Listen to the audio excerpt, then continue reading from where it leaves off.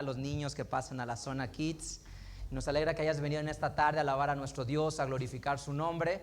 Te quiero invitar a que tomes tu Biblia en tus manos, y si no tienes una Biblia, te invito a que en tu celular descargues una aplicación, y si no lo tienes, pues también puedes escuchar el mensaje de la palabra de Dios. Bueno, hoy te quiero platicar de algo que se llama el espejo de la viuda del pueblo. Y te voy a contar esta historia. Y primero quiero empezar diciéndote que vayamos al tiempo bíblico, a la época bíblica, y la tragedia más dura en la época bíblica es quedar en la viudez. Ser viuda hace 5,000 años, hace 4,000 años, no es lo mismo lo que significa ser viuda aquí ahora en nuestro tiempo. Hace 4,000 años, 5,000 años, ser viuda era una de las tragedias más grandes en la humanidad. ¿Por qué? Porque piensa en esa época. En esa época la sociedad estaba agrupada por grupos, por clanes, por casas, por familias. Y si tú quedabas en viudez, toda la manutención económica dependía de tu fortaleza física.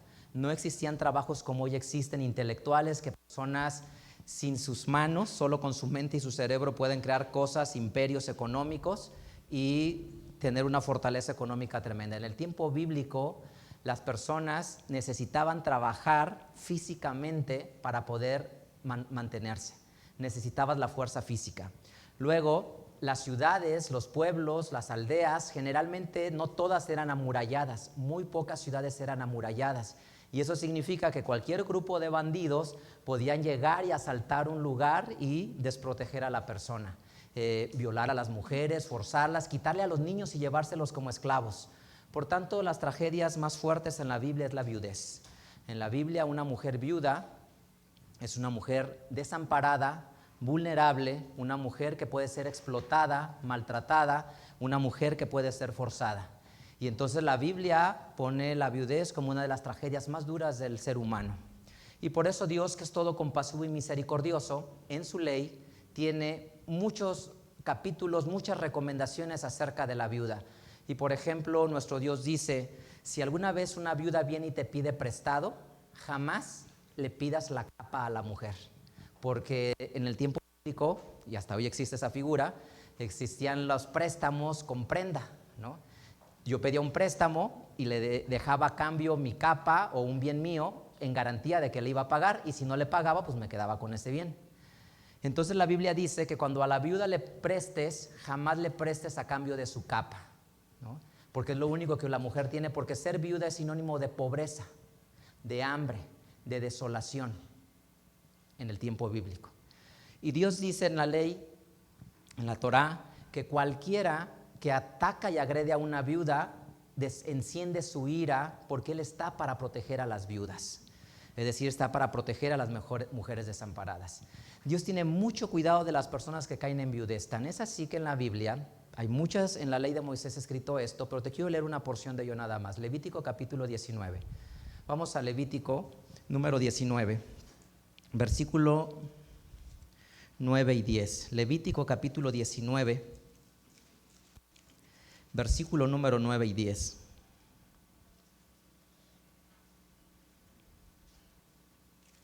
Dice la escritura así: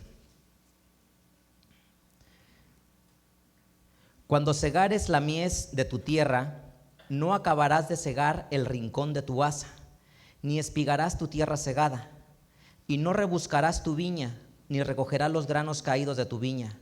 Para el pobre, para el extranjero, lo dejarás, yo el Señor, tu Dios.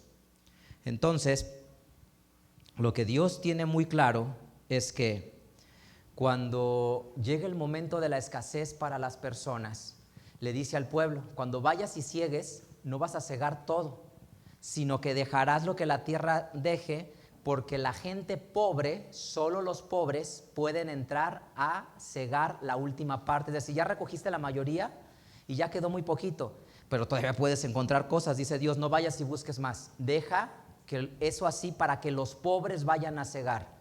Entonces, ¿quién es una persona que va y pide permiso a que le dejen cegar? Solamente las personas pobres, extrema pobreza, ¿sí? En la Biblia. Y Dios piensa en ellos y lo ve así.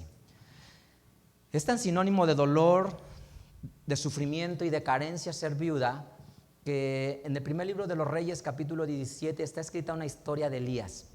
La Biblia dice que Elías llega a una región, encuentra a una mujer viuda, y esta mujer viuda le dice: ¿qué tienes para comer? Y ella le dice: pues estoy aquí con mi niño y solamente tengo esta poquito de harina y esta poquito de aceite, que le dice: nos lo comeremos y nos moriremos. Lo que significa es: solamente estamos esperando comer esto y después nos abandonaremos a la muerte, porque no tenemos nada. Entonces, ser una mujer viuda es sinónimo de desprotección, de soledad, de abandono, de escasez y de una pobreza enorme y extrema. Y entonces, yo te quiero contar hoy la historia de dos mujeres viudas con una vida rota, con una vida destrozada y con toda la desdicha que implica ser viuda. Porque como en esa época era por casas, eran las 12 casas de Israel, solamente los de tu casa podían ver por ti, es decir, los de esa comunidad, porque el matrimonio era un contrato que permitía mantener la propiedad privada, y entonces no te podías casar con los de otra tribu, porque las tierras no podían pasar a otra tribu. Generalmente se casaban con los de la misma casa o tenían derecho los de la primera casa, y si se iban tenían que renunciar a las propiedades de esa región. Bueno, todo esto te lo cuento porque resulta que existe en la Biblia una historia profundamente conmovedora. Y te he querido platicar esto acerca de la viuda, porque hoy sabremos que la viuda tenía un espejo. Y el espejo que tenía la viuda, pues es para reflejarse, ¿no? Y resulta que cualquier persona que va y toma el espejo de la viuda y se ve en ese espejo, su apariencia cambia inmediatamente. Es decir, yo puedo tener esta apariencia aquí ahora, más o menos presentable, voy con la viuda, le pido el espejo y me miro en el espejo, pero el espejo tiene un poder que no refleja esto que tengo, sino que refleja a otra persona. Refleja a una persona que tiene miedo, una persona que está asustada, una persona que tiene ira y rencor, que tiene deseos de venganza y de revancha, una persona que piensa que la vida le ha negado las oportunidades que se merece, y en ese espejo se refleja y ve, y no importa la edad, puede ser un niño de 10 años, un adolescente de 15, una persona de 20 años, de 60 o de 70, todos los que se ven en el espejo de la viuda comparten una característica, quizá una enfermedad, quizá una lesión, quizá la pérdida de un empleo, quizá la marginación social, quizás el rechazo de personas en la sociedad en la que las personas están. Y entonces te quiero decir que si tú fueras con la viuda, que ella vive eso todos los días, y le pidieras su espejo, y tú te vieras en ese espejo, quizá descubrirías algo. Y hoy te quiero platicar 4 consejos que puedes caminar y andar para descubrir lo que Dios hace en nuestras vidas. Y si tuvieras la oportunidad de verte en el espejo de la viuda, te darías cuenta que como seres humanos me trato de arreglar, me peino, busco una camisa que combine con mi pantalón, mi saco, y trato de verme presentable. Pero cuando me veo en el espejo de la viuda, todo cambia absolutamente. Mis zapatos están rotos y sucios, mi ropa es desgastada y sucia, mi cabello desalineado, porque el espejo de la viuda refleja el dolor, la carencia, la soledad, el hambre, la escasez que puede llegar a tener un ser humano. Y quizá a veces los papás angustiados por sus hijos, y quizá no sea su dolor, sino el dolor de los hijos. Quizá la angustia de decir qué será de mi hijo y qué será de mi hija.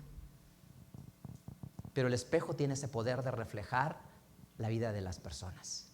Y entonces, en la Biblia está escrita la historia de 2 mujeres viudas. 2 mujeres viudas con un presente roto y deshecho. Y el primer camino que una persona tiene que andar es, 1, reconocer su dolor y su sufrimiento. Y eso es lo primero que una persona tiene que hacer. Reconocer su dolor, su sufrimiento y dejarse dejarlo sentir. Porque si yo te dijera, ¿tú cómo estás ahora? Tú dirías, yo estoy excelente. Pero si fueras con la viuda y la viuda te prestara el espejo, quizá, no quiero decir que en todos los casos, yo en el mío sí, me vería ahí y diría, esto exhibe mi dolor profundo y mi sufrimiento que hay en mi corazón. Y lo primero es reconocer tu dolor y permitirte sentirlo. ¿Y qué puedes hacer para reconocer tu dolor y permitirlo sentir? Puedes orar a Dios y decirle cómo te sientes, puedes llorar por cómo estás, por eso que para ti es importante. Y lo importante aquí es que no se trata de una viuda, porque Dani, ¿dónde está Dani? Localícenme a Dani. Porque Dani podría decir, yo no estoy casado y no tengo una viuda, que su mamá lo traiga. Yo estoy casado y no tengo y yo no soy una viuda, pero entonces escogeré a Citlali, porque no es el ejemplo que tenía.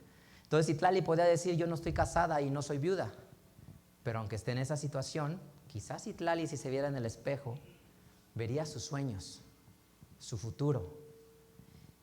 Y quizá viera a Citlali en el espejo sus amigas que le dicen, ¿para qué vas a la iglesia? ¿O para qué le haces caso a tus papás? ¿O vamos dándonos permiso de hacer esto? O quizá viera a un chico guapo, muy bien parecido, elegante, atractivo sumamente, que le diría, acepta una salida conmigo. Y no digo en sí mismo que sea malo, ¿no? Pero lo que estoy diciendo es que el espejo tiene el poder de reflejar, no importa la edad que tenga. Si ella tiene 13 años, si ella tiene 19, y si el otro tiene 30 o 50 años, el espejo refleja realmente lo que hay en la vida de las personas. Refleja lo que existe en todo su entorno y a su alrededor. Y entonces, dice la Biblia en el libro de Ruth, ve la historia de Ruth. Quiero invitarte a que analicemos la historia de Ruth para que veas cómo ella lo primero que hace es reconoce su dolor y se permite sentirlo. Ruth capítulo 1.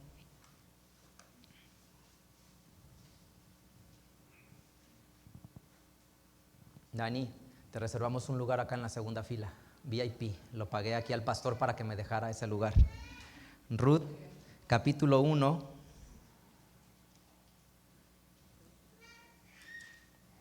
Dice el versículo número 13. Mira lo que va a decir ella, Ruth 1:13.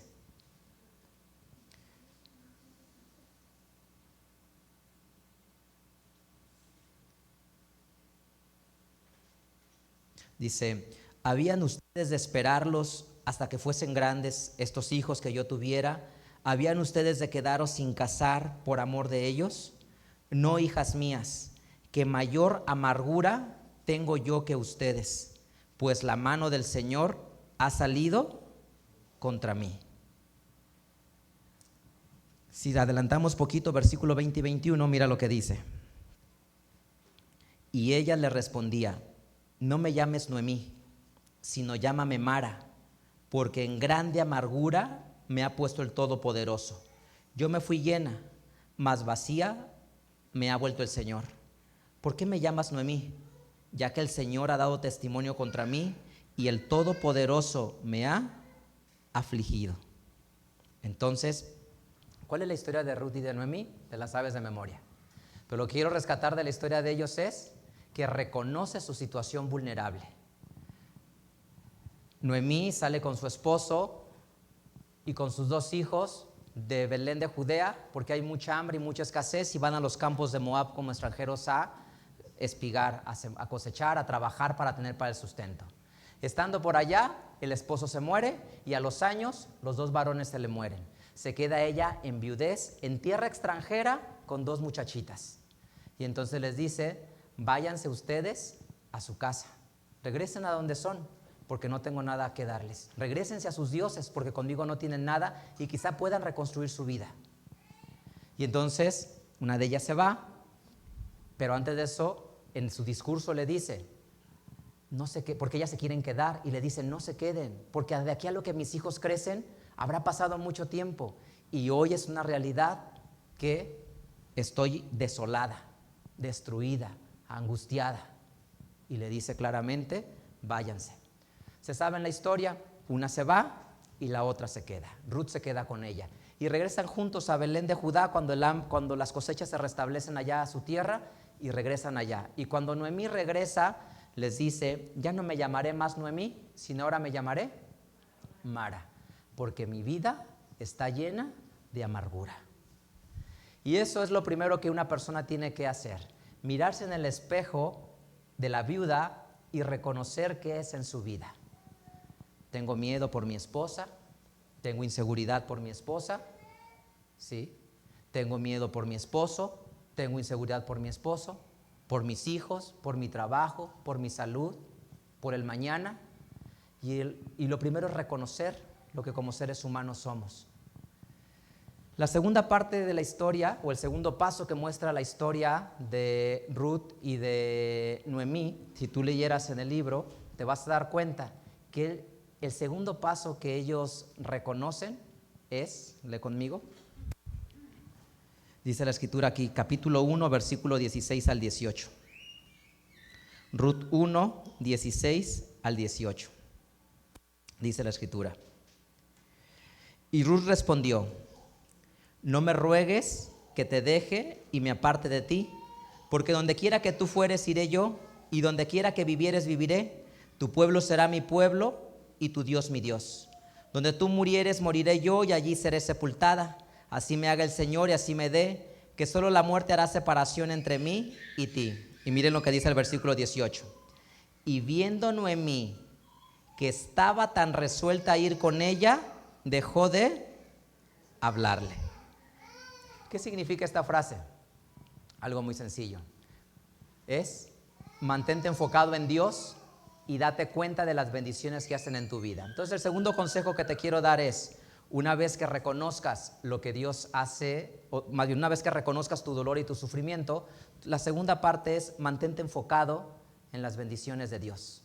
Mantente enfocado en lo que Dios hace y trata de dar gracias por los pequeños detalles que hay en tu vida. Es decir, ¿cómo podemos vivir esto de mantener la fe enfocada en Dios?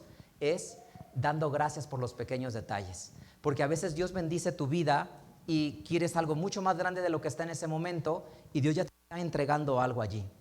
Pero mira cómo Dios empieza a transformar la vida de Noemí. ¿Qué fue lo que hizo la diferencia en la vida de Noemí? Ella ya se daba a abandonarse. Me regreso a mi tierra y estoy desolada. Pero Ruth le dice, no me pidas que me aparte de ti y te deje. A donde tú vayas yo iré, donde te sepulten, donde mueras moriré y donde te sepulten yo moriré contigo. Tu Dios será mi Dios y tu pueblo será mi pueblo. Y solo la muerte nos separe a nosotras dos. Y dice la Biblia que cuando Noemí se dio cuenta que Ruth estaba determinada a ir con ella, ya no le insistió y le dijo, quédate conmigo. Es decir, y aquí está la clave, Dios le dio propósito. Y esa es la clave de la restauración de una persona. Que una persona tenga propósito en su vida. Que la persona descubra su misión en este mundo. Que la persona descubra su propósito. Para Noemí era complejo porque sus hijos habían muerto, su esposo había muerto. ¿Qué es de mi vida? Solamente sobrevivir. Pero cuando aparece Ruth, va a encontrar en Ruth la fortaleza porque va a decir, ahora te sacaré adelante, ahora lucharé por ti. Y entonces, mantente enfocado en Dios, no en la pérdida, porque generalmente nos las pasamos viendo la pérdida. El examen que no aprobé, el que no aparecí en listas, la promoción que no me dieron en el empleo, la enfermedad que apareció en mí, lo que no pude ganar, lo que no pude conquistar. Y ahí nos centramos los seres humanos. Lo que no podemos tener en vez de pensar en lo que sí tenemos. Y mientras que una persona no se enfoque en lo que sí tiene, siempre estará añorando lo que no será, o lo que no llegará a ser, o lo que no sabe si podrá ser. Y entonces, ese es el segundo paso. El tercer paso que una persona tiene que hacer es algo fundamental, porque mira, lo primero es reconocer. Reconoces tu dolor, tu sufrimiento, le pides el espejo a la viuda, te miras en el espejo de la viuda y te das cuenta realmente tu dolor y tu carencia. Después te centras en Dios y cómo Él te bendice. Es decir, piensa en tu cabeza, en tu mente, versículos de bendición de Dios. Piensa en las promesas que Dios ha hecho. Pero tercero, porque es cuando la persona empieza a cambiar. Lo primero es aceptar. Uno de los mecanismos de defensa más peligrosos del ser humano que hace para Aislarse y meterse a una burbuja es la negación. Es dificilísimo que una persona acepte por ella misma sus errores, sus áreas de oportunidad, que por ella misma acepte cómo destruye su entorno y sus relaciones y cómo destruye su futuro. Y lo primero es la negación. Dicen que no es cierto, dice que no es verdad. Y por eso tienes que ir con la viuda del pueblo, pedirle el espejo y mirarte. Y eso es lo primero, aceptar y reconocer. Y si lo hiciste, estás en camino de sanar, porque el segundo paso es enfocarse en Dios y en sus bendiciones que Él hace en ti, como la historia de Ruth y Noemí lo hacen, se enfocan en ello. Y el tercer paso es el punto clave y el punto sumamente poderoso. El tercer punto es que tiene que dar pasos concretos hacia la obediencia y a la acción. Porque mientras que una persona se quede solo en esperar la respuesta de Dios, no va a avanzar, porque Dios no funciona así. Una persona con una fe pasiva es una persona resignada a quedarse donde está. Una persona con una fe pasiva está resignada a quedarse donde está. Y entonces tienes que dar pasos concretos de obediencia y de acción. Porque si no haces algo específico, se vuelve resignación. Y tenemos muchas personas, por eso, que aunque creen en Jesús y se congregan en una iglesia, sus vidas no avanzan espiritualmente. ¿Por qué? Porque viven en la resignación. Creen que su vida ya no va a cambiar y piensan que esa es su condición en la que tienen que estar, porque no dan pasos hacia la obediencia, no hacen acciones. Y por ejemplo, esto significa que Daniel, que Citlali, que Jania, que aunque son niños de 13 años,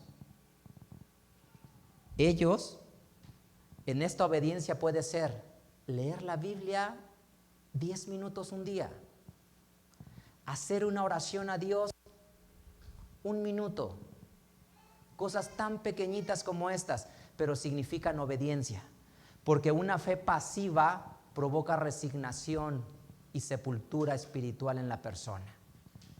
No es nada más de decir, yo estoy aquí y Dios va a venir y me va a responder, porque me va a rescatar, porque prometió que como yo soy una viuda, al verme en el espejo, Él me restaurará.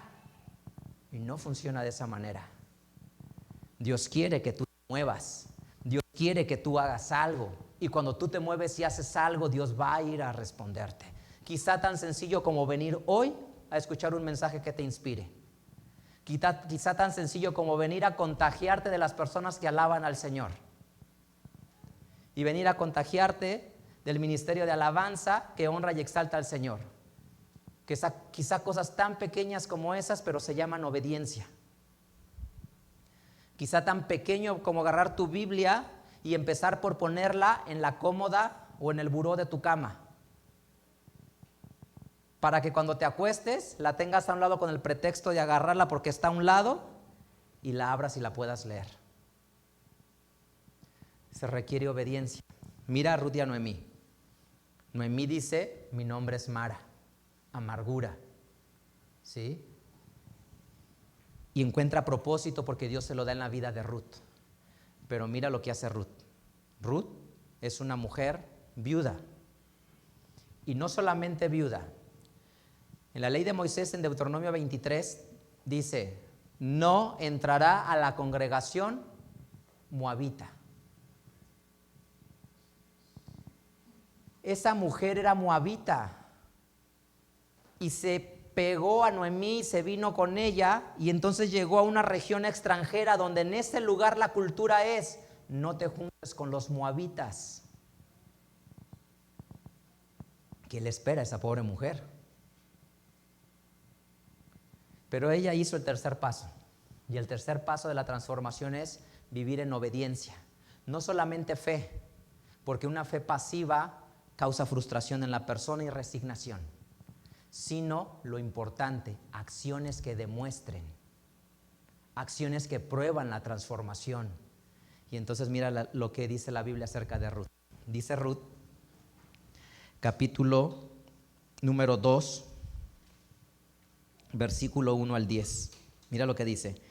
Y tenía Noemí un pariente de su marido, varón poderoso y de hecho de la familia de Elimelech, el cual se llama Boz. Ruth la moabita dijo a Noemí: te ruego que me dejes ir al campo. Fíjense, ruégote que me dejes ir al campo a recoger espigas en pos de aquel cuyos ojos hallé gracia. Y ella le respondió: ve, hija mía. Es decir, ¿a qué iba ella? A recoger espigas. ¿Quiénes van a recoger espigas? Son los pobres. Por eso leímos Levítico 19, 9 y 10. Porque esa gente de extrema pobreza es Ruth y Noemí. Ya acabó la cosecha de la cebada, porque viajan cuando está terminando la cebada, ya no hay cosecha, y van a expulgar lo que encuentren de extrema pobreza. 3. Fue pues y llegando espigó en el campo en pos de los segadores. Ahora imagínate puras personas hambrientas, muertas de hambre, literalmente. ¿Cómo crees que sea de hostil ir a espigar? No es de que, ay, qué bueno que venimos, la comunidad de los pobres, uno por uno, cada quien su turno. Habían hombres, varones, y ella era una mujer. Versículo número 4. He aquí Boz vino de Belén y dijo a los segadores: el Señor sea con ustedes. Y ellos respondieron: el Señor te bendiga. Y Boz dijo a su criado delante de los segadores: ¿quién es esta moza? ¿Quién es esta jovencita? Y el criado sobrestante de los segadores respondió y dijo: es la moza de Moab. Fíjense, es la moza de Moab. Levítico 23:1. No entrará moabita a la congregación de Israel. Que volvió con Noemí de los campos de Moab, y ha dicho: te ruego que me dejes recoger y juntar tras los segadores entre las gavillas. Entró pues y está desde la mañana hasta ahorita, menos un poquito que se detuvo. Entonces Boz dijo a Ruth: oye, hija mía, no vayas a espigar a otro campo, ni pases de aquí.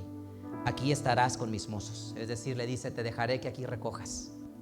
Mira bien el campo que segaren y síguelos, porque yo he mandado a los mozos que no te toquen. Y si tuvieres sed, ve a los vasos y bebe del agua que sacaren los mozos. Es decir, como si fueras mi empleada, no como diga que eres. Ella entonces, bajando su rostro, se inclinó a tierra y le dijo, miren la palabra que le dice. Piensa en esta mujer, y por eso te platiqué que ser viuda es ser desolada, menospreciada, vulnerable, explotada, lastimada, en soledad, en la ruina. ¿Por qué he hallado gracia en tus ojos para que tú me reconozcas siendo yo extranjera? Imagínate lo que sintió que después de muchos años alguien les tienda la mano y les dice: ya les dije a mis empleados que te dejen recoger detrás de ellos y que no te molesten. Versículo 11. Respondiendo Boz le dijo: por cierto se me ha declarado. Escuchen, porque les dije que el tercer paso, ¿cuál es? Pasos de obediencia, porque la fe pasiva solo genera resignación. Por lo que has hecho con tu suegra, se me ha declarado todo lo que has hecho con tu suegra después de la muerte de tu marido, y que dejando a tu padre y a tu madre y la tierra donde naciste, has venido al pueblo que no conociste antes. El Señor galardone tu obra y tu remuneración sea hecha por el Señor Dios de Israel, que has venido para cubrirte debajo de sus alas. Ella dijo: Señor mío, hallé yo gracia delante de tus ojos, porque me has consolado, porque has hablado al corazón de tu sierva, no siendo yo como una de tus criadas.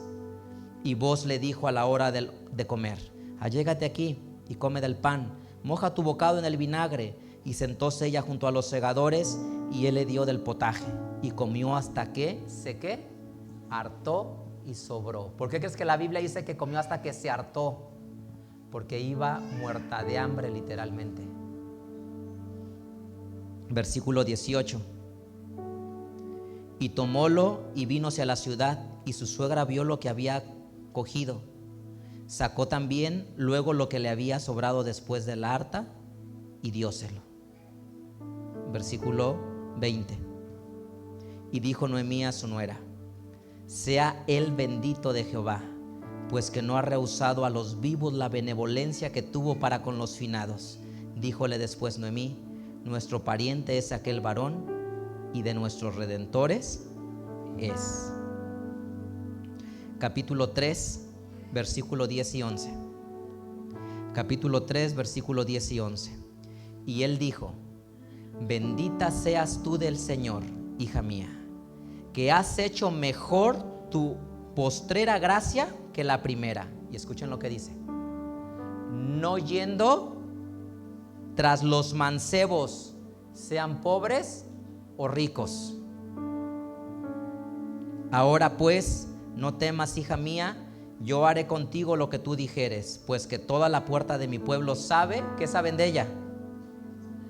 Que eres mujer virtuosa. Versículo 17. Y dijo: estas 6 medidas de cebada me dio, diciéndome: porque no vayas vacía a tu suegra.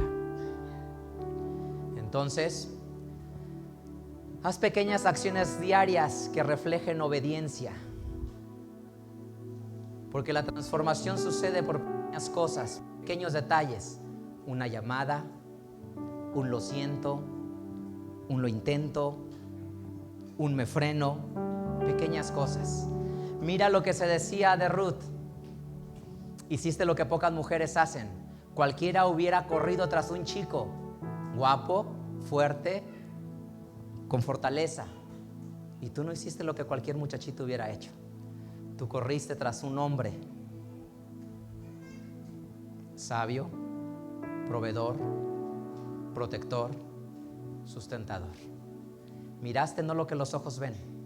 Los ojos de los hombres ven apariencia. Es fuerte, tiene buen cuerpo, es atractivo, tiene bonitos ojos, es simpático, es divertido, me hace reír. Y le dice: tú no fuiste como esas mujeres, hiciste bien con tu suegra, pero hoy has hecho mucho mejor que lo primero que hiciste, porque buscaste a un hombre que te honre, un hombre que te respete, un hombre que sea un sólido proveedor, un hombre que te proteja. Buscaste un hombre que vea por tus hijos. Viste donde otros no ven. Y le dice: yo te redimiré y yo me encargaré de que venga todo el bienestar a ti y a tu suegra. Lleva a casa para que coman. Y entonces lo que te quiero decir es: está muy bien que primero reconozcas y te mires en el espejo de la viuda del pueblo, y no sé cuál sea tu dolor y tu carencia, tu sufrimiento o inclusive tu sueño. Puede ser la pierna de Daniel, que Dani quiere que su pierna esté bien. Puede ser el examen de admisión de un niño que va a la prepa o a la universidad. Puede ser el futuro de uno de tus hijos. Puede ser el amor y la paz que deseas en tu casa, pero cuando miras en el espejo de la vida del pueblo no está. Y entonces nos centramos en la gracia y en el amor de Dios, en las cosas que Él hace por nosotros. Pero tercero y mucho más poderoso es: hacemos pasos de obediencia. Porque sin obediencia el ser humano está condenado, porque nunca se renovará. ¿Por qué eligieron a Ruth? Todos aquí saben que eres moabita, la mujer virtuosa. Su fama es que era una mujer virtuosa. Es decir, la gracia de Dios viene en camino, la bendición de Dios viene en camino. Pero para que el amor de Dios en camino me encuentre a mí, en mi pueblo, tienen que decir que soy un hombre virtuoso. Y mi pueblo es mi colonia, mi pueblo es mi trabajo, mi pueblo es mi familia. Y toda la bendición viene en camino. Y para no bloquear la bendición de Dios, se tiene que decir de ti y de mí que somos una mujer virtuosa. Y que esa es nuestra fama, que somos virtuosos. Por cómo educamos a nuestros hijos, por cómo rendimos en el trabajo, por cómo amamos a la familia, por el testimonio que en la colonia existe de nosotros. Y entonces, si has aprendido estos 3 principios, el cuarto es: espera la mano de Dios y espera su respuesta. Y sorpréndete por la respuesta que Dios trae para ti, porque la respuesta de Dios viene en camino, como le pasa a ella. Dice la Escritura, capítulo 4, versículo 16. Ruth 4, versículo 16 al 22. Y tomando a Noemí el hijo, lo puso en su regazo. Es decir, Se casaron, la rescató, se casaron, quedó embarazada Ruth y les nace un bebé. Y tomando Noemí el hijo, lo puso en su regazo y le fue su ama.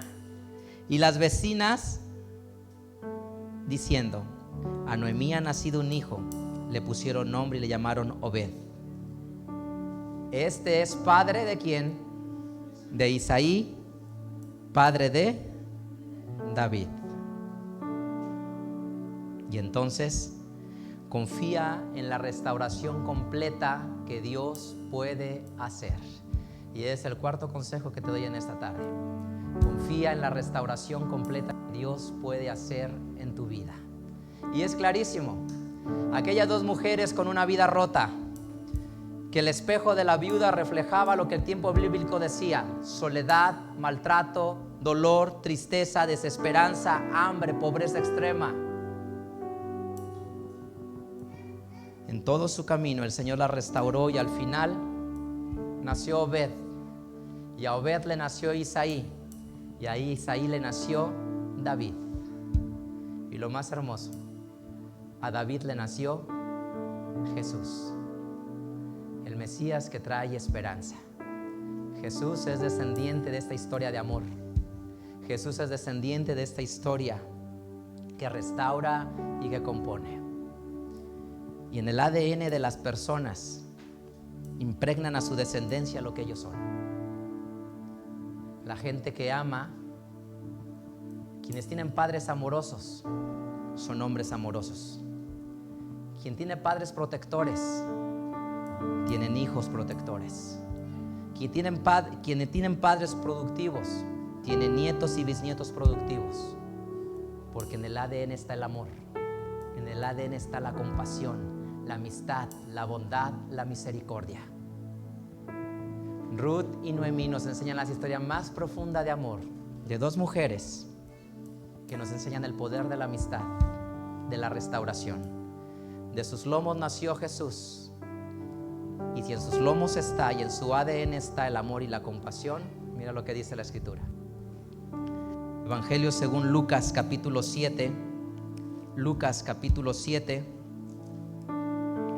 versículo 11. Dice: y aconteció después que él iba a la ciudad que se llama Naín, e iban con él muchos de sus discípulos y gran compañía.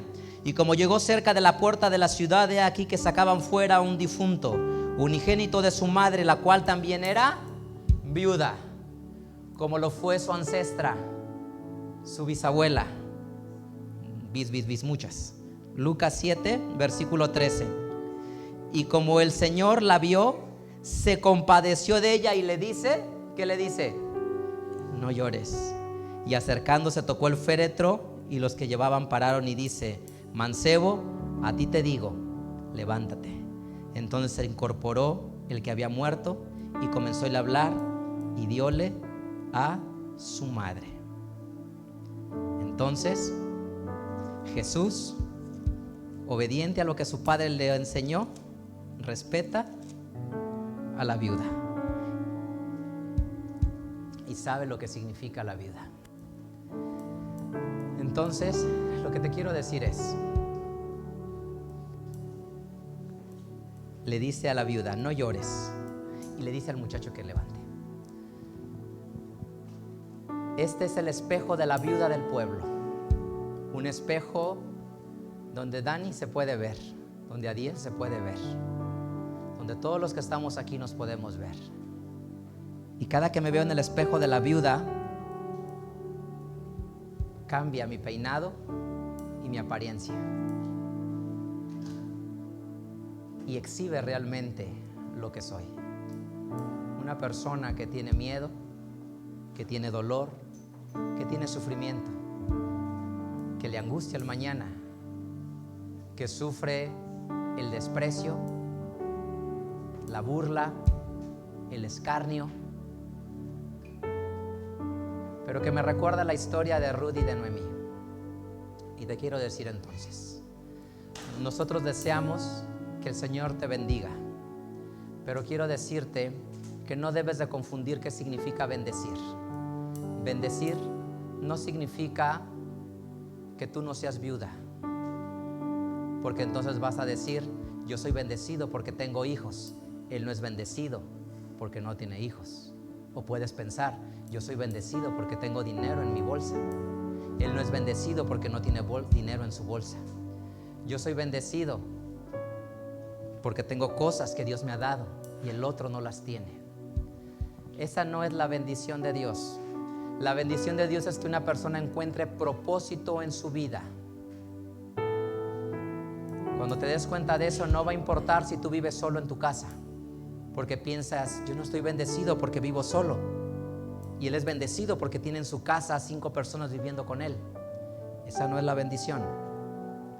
La bendición es darle propósito a la vida, porque entre nosotros sabemos personas que no nos alcanza el dinero. Entre nosotros sabemos personas que nuestros hijos pasan por dificultades. Entre nosotros sabemos personas que vivimos en viudez, en escasez o en enfermedad. Y entonces diremos que ellos no son bendecidos. O tú y yo tuvimos la dicha de nacer aquí en este país y no nacimos en Sudáfrica o en Cuba o en Venezuela. Y entonces diremos que los que viven allá no son bendecidos porque tienen hambre. O los niños que viven en zonas de guerra, ¿son niños que no son bendecidos? Y mi niño que vive en una colonia donde puede salir a la calle a jugar es un niño bendecido. Esa no es la bendición de Dios.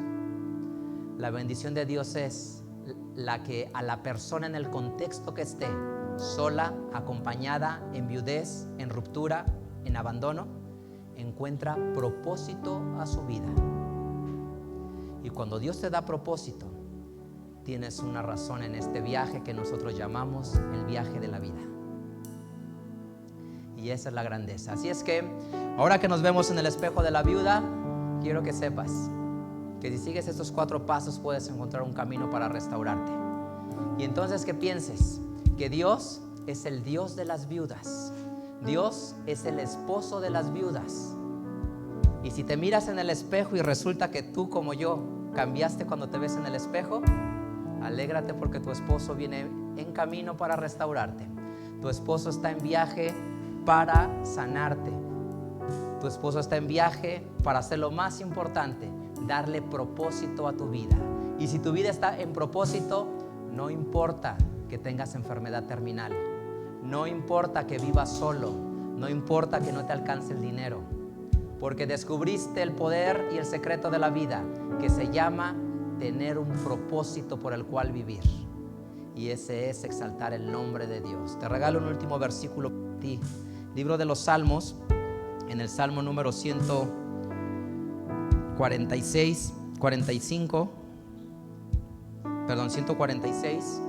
Salmo 146, y con esto nos quedamos. Dice la escritura así, versículo 7 al versículo 10. Salmo 146, versículo 7 al 10 dice: que hace derecho a los agraviados, que da pan a los hambrientos. El Eterno suelta a los aprisionados. El Señor abre los ojos a los ciegos. El Señor levanta a los caídos. El Señor ama a los justos. El Señor guarda a los extranjeros. Al huérfano y a la viuda levanta. Y el camino de los impíos trastorna. Reinará el Eterno para siempre, tu Dios, oh Sión, por generación y generación. Aleluya. Amén. Y entonces te quiero decir que ese es nuestro Dios al que honramos, al que servimos, en el que creemos. Así es que nuestra vida tiene un propósito. Tu propósito no es vestir los mejores tenis, el mejor celular, la mejor ropa, la mejor colonia de Guadalajara, el mejor coche, el mejor título en tu habitación, ni la mejor medalla en tu pecho. Ese no es tu propósito. Porque si piensas que es eso, no has descubierto el amor y la grandeza de Dios. Tu Dios viene en camino por ti, te va a bendecir, te va a dar un propósito. Así es que el Dios de Israel te esfuerce, te anime, te aliente y sepas que si eres una viuda, como yo soy una viuda, estoy feliz porque tengo un esposo que me ama, un esposo que es proveedor, que es protector, que me guía y que le ha dado una razón de ser a mi existir. No importa que haya escasez, enfermedad, destrucción o soledad. Me ha dado un propósito. Tengo un esposo que se llama el eterno Dios de Abraham, de Isaac y de Jacob. Que sea también el tuyo. Vamos a alabar su nombre.